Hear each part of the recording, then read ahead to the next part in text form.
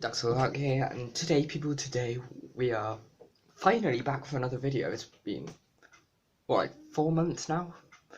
But life got in the way with exams, and actually it's just exams. I don't really have an excuse for the rest. I've been out of school for ages now, and I've mostly just been watching like Pokemon theories. I'm playing Mario Maker 2, which you can only play so much of until you get bored. But if you want to play some of my levels here, see, not even a minute in and I'm already plugging my stuff. Anyway, I've been also watching a lot of Noggin with the Pokemon theories that they did like a year ago or something. And mostly just to get a focus on Pokemon Sword and Shield, which is coming out whenever. And I've got a lot of information from him, and which I've now made into my own theory, which is what I'm showing now, obviously. Also, I'm sorry for the lighting. It's there's no way to really get rid of it. Anyway, so I've been using his information to form my own theory, based mostly around his theories of like how Zacian and Zamcenter are based off of Odin, who you've probably got a picture of here, and has two wolves, with one by his sword and one by his shield, as well as two ravens, which has one by his spear, I think, and one somewhere else. I can't remember it off the top of my head. You've got it there, so you'll know what I'm talking about, hopefully. A raven. Yeah, he's a raven. And going by another theory that the Pokemon were based on, the printer CMYK theory, because Zacian's Cyan and Zamazenta is Magenta, going by their names and the logos. Then the other main colours of the printer is, well, it's cyan, magenta, yellow and black, although black's K for some reason, not that. So it's probably going to be a yellow or black raven. However, black is actually a weird one, because not just because it's K, but because cyan, magenta and yellow put together make black. So if you ask me, it's going to be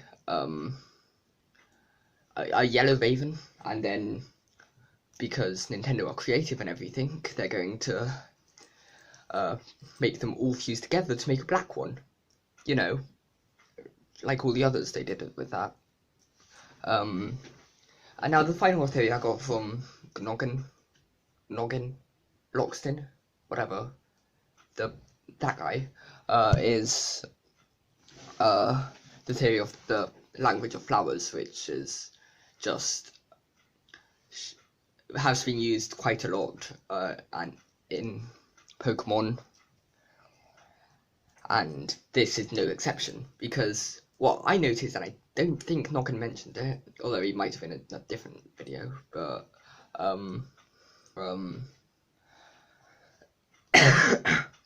sorry, the language of flowers, I looked up, because the professors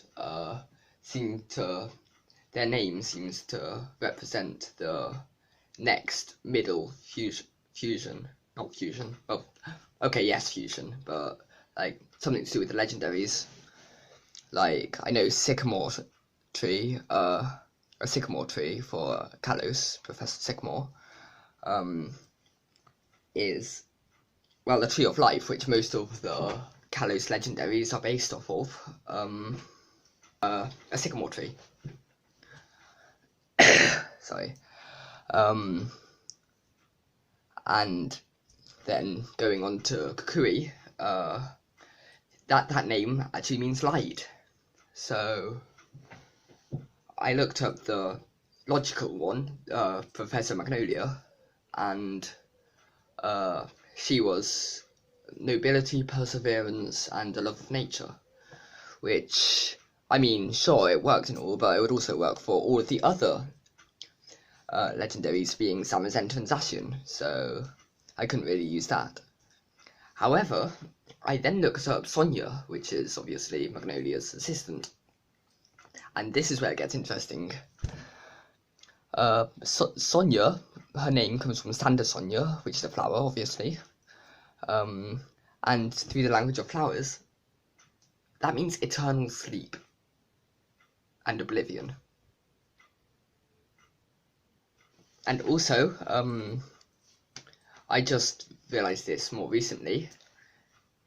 The leaks. That it mentioned a third one, Eternatus, which obviously fits into the eternal sleep. And if you take down its name, you've obviously got eternal, and then the natus, which I thought for a bit, nature. And with it fits even better because there's the meaning of Magnolia being the love of nature. So yeah, do with that what you will. But just to summarise, chances are it's going to be a yellow raven. I'm probably going to have a picture or something here, possibly for Pokemon Spear, which I forgot to mention because the ravens by the spear in Odin. And obviously there's probably going to be a fourth one like that. There's a very common trend now with everything, and the legend is fusing with the evil one, which actually, going back to the theme of nature and a raven, in the reveal trailer for Zacian and Zamazenta, they're fighting in a forest, which is obviously very naturey. Near the end, there's like a big gust of wind, and they look upwards. That's going to be Eternatus. Also, this is less relevant to the whole thing, but the names Zacian and Zamazenta, obviously coming from Cyan and Magenta, thanks Noggin, is the Za bit symbolises an end and a new beginning, which seems to be a common theme in Pokemon with AZ and the Floette, and actually that's it, isn't it? But it just fits in with Noggin's whole theory of this being a reset, which I thought was interesting. Although it, by the looks of it, isn't a reset, but yeah. Also, what does Zacian and Zamazenta represent? Because we know that, like, ever since Gen 2, the legendaries have tried to represent something, like land, sea, sky, rainbows, I don't know, but stuff like that. And I'm thinking it's strength and stability, but then I don't know what the third one would be, what Eternatus would be, because it wouldn't fit into strength and stability, would it? But then again, there's like Kyurem, who from Yin and Yang, which is Reshiram and Zekrom, Kyurem is Wuji, which is the lack of the two, so that might be what Eternatus is. That would fit into it being Oblivion, I guess, but I don't know, let me know what you think in the comments, and bye.